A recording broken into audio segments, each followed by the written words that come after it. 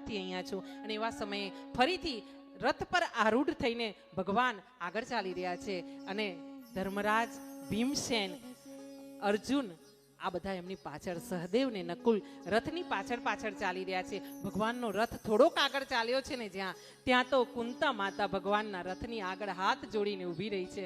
પ્રભુ એમ નહીં જવા દઉં વાલા, તમને એમ નહીં જવા દઉં મારા ભગવાન.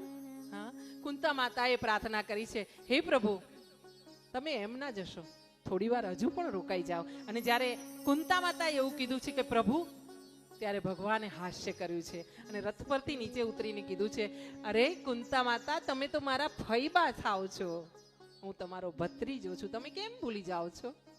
હા, હું તમારો ભગવાન નથી, તમે મારા ફઈબા છો, તમે મારા પૂજનીય છો, તમે મારા વડીલ છો, તમે મારા શ્રેષ્ઠ છો.